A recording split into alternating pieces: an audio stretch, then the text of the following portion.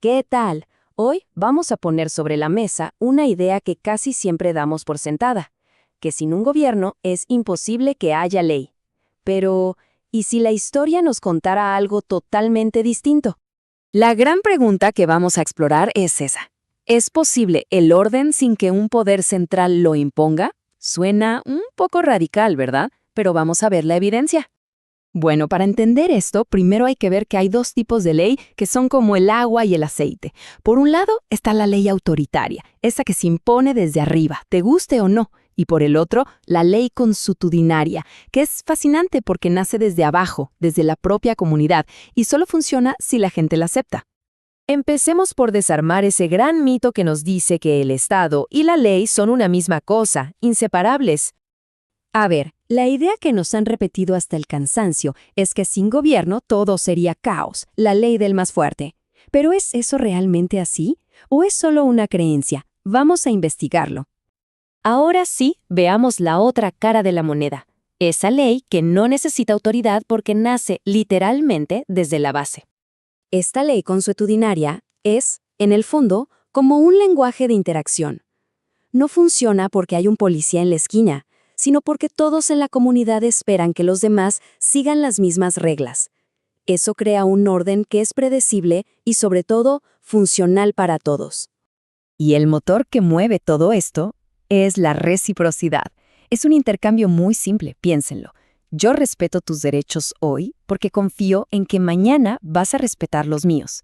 El incentivo no es el miedo al castigo, sino el deseo de mantener un beneficio que nos sirve a todos. Claro que para que esta reciprocidad funcione como un reloj, se necesitan tres condiciones que son clave. Primero, el acuerdo tiene que ser voluntario, nadie te obliga. Segundo, el intercambio tiene que ser justo, de valor parecido para ambos. Y tercero, y esto es crucial, los roles se pueden invertir. La regla que se te aplica a ti hoy, mañana se me puede aplicar a mí. Eso mantiene todo honesto. Y aquí vemos una diferencia abismal. En la ley consuetudinaria, si alguien te hace algo, es un agravio, un daño personal. El objetivo es uno, reparar a la víctima. Pero cuando llega la ley del Estado, la cosa cambia. Ese mismo acto se convierte en un crimen, una ofensa contra el Estado, y el foco se desvía por completo. Ya no importa tanto la víctima, sino castigar al infractor. Muy bien, ya basta de teoría. Vamos a ver cómo funciona esto en el mundo real, con casos concretos. Viajemos a Nueva Guinea para conocer a los Kapauku. Ellos no tenían jefes como los imaginamos. Sus líderes, los Tonui, no daban órdenes, persuadían. Como decía un observador de la época, eran el primero entre iguales. Y lo increíble del sistema Kapauku era su marcado individualismo. Tenían un sistema súper detallado de propiedad privada, y el liderazgo era totalmente voluntario. Un líder solo tenía influencia mientras la gente decidiera seguirlo, y lo hacían creando una red de favores y deudas mutuas. Si no te gustaba, simplemente te ibas con otro. Sus castigos eran un reflejo de esto. La opción preferida siempre era la restitución económica, o sea, pagar por el daño. No había cárceles ni tortura. Y la sanción máxima, la más temida, no era la violencia, era el ostracismo. Que te expulsaran de la comunidad era, en la práctica, una sentencia de muerte social y económica. Bueno, uno podría pensar, claro, esto funciona en una tribu pequeña y aislada, pero ¿qué pasa si lo llevamos a un escenario mucho más grande y complejo, como el comercio internacional en la Edad Media? Pues en la Edad Media, los comerciantes de toda Europa se toparon con un problemón. Las leyes de los reyes no les servían para nada. Eran lentas, no entendían de negocios y hasta prohibían cosas básicas como cobrar interés. ¿Qué hicieron? Se inventaron su propio sistema legal global, la famosa Lex Mercatoria o Ley Mercante. Y al igual que nuestros amigos los Kapauku, su forma de hacer justicia no dependía ni de la fuerza, ni de las espadas, ni mucho menos de las cárceles. Y aquí está la genialidad del sistema. La sanción definitiva era tu reputación.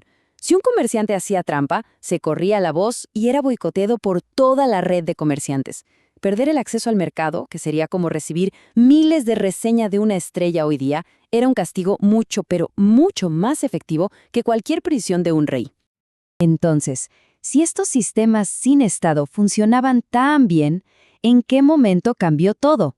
A ver, veamos cómo el Estado se metió en el juego de la justicia. Miremos la Inglaterra anglosajona. Los reyes no aparecieron para impartir justicia, para nada. Originalmente eran jefes de guerra. Su poder creció por las guerras constantes, no porque la gente necesitara a alguien que escribiera leyes. De hecho, la justicia del día a día seguía en manos de sistemas locales, voluntarios. El famoso concepto de la paz del rey tuvo un inicio muy humilde.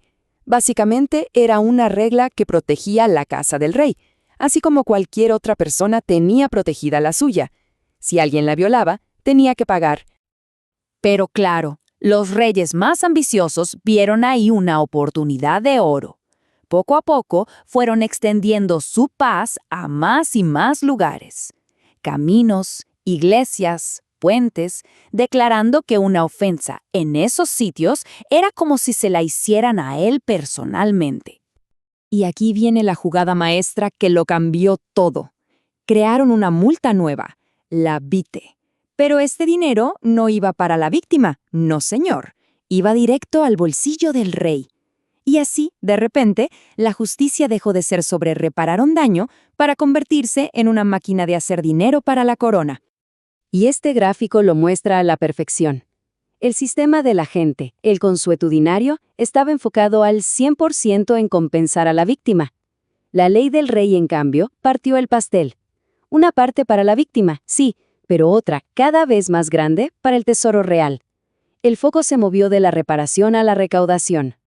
Lo que nos deja con una última pregunta, que no es menor. Si la historia nos demuestra que la sociedad es perfectamente capaz de crear sus propias reglas para protegerse de forma efectiva, entonces, ¿cuál es el verdadero rol del Estado en el mundo de la ley? Una idea que, sin duda, da muchísimo en qué pensar.